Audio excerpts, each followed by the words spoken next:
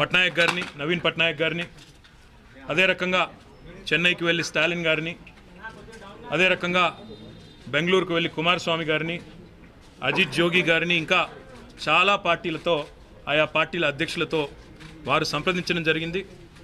వారందరినీ కూడా తన ప్రయత్నానికి మద్దతు ఇవ్వాల్సిందిగా కోరడం జరిగింది.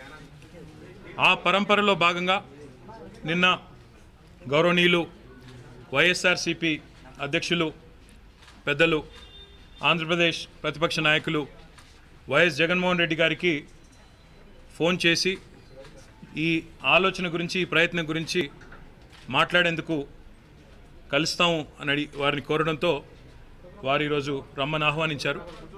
ఆహ్వానించిన తర్వాత ఈరోజు వారి దగ్గరికి వచ్చి వారి బృందంతో అన్ని విషయాలు కూడా పంచుకున్నాం.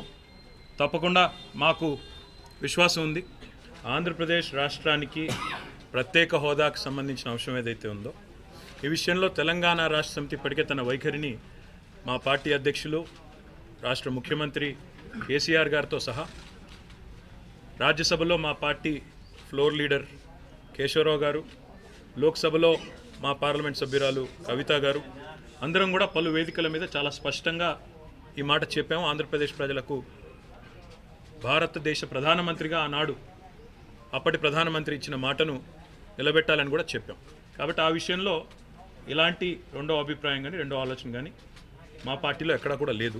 ఎట్ ద సేమ్ టైం ఈరోజు జరిగింది కేవలం మొదటి సమావేశం మాత్రమే. ఇందాకనే నేను చెప్పినట్టు కేసీఆర్ గారు స్వయంగా ఆంధ్రప్రదేశ్కు వెళ్ళి జగన్మోహన్ రెడ్డి గారితో ఇంకా మిగతా అన్ని విషయాలు కూడా చాలా కూలంకషంగా మాట్లాడతారు, సవివరంగా అన్ని విషయాల్లో కూడా స్పందిస్తారు. అందులో మీరు అడిగిన అంశం తెలంగాణ ప్రయోజనాలు, ఆంధ్ర ప్రయోజనాలు, రెండు తెలుగు రాష్ట్రాల ప్రయోజనాలు, ఇద్దరం కలిసి ఉమ్మడిగా ఏ రకంగా పోరాడాలి అనే విషయంలో కూడా అన్ని విషయాలు కూలంకషంగా వారు చెప్తారు. ఈ రోజుకి అన్నీ చెప్పేస్తే మళ్ళీ మీకు తర్వాత అడగడానికి ఉండదు, మాకు చెప్పడానికి ఉండదు.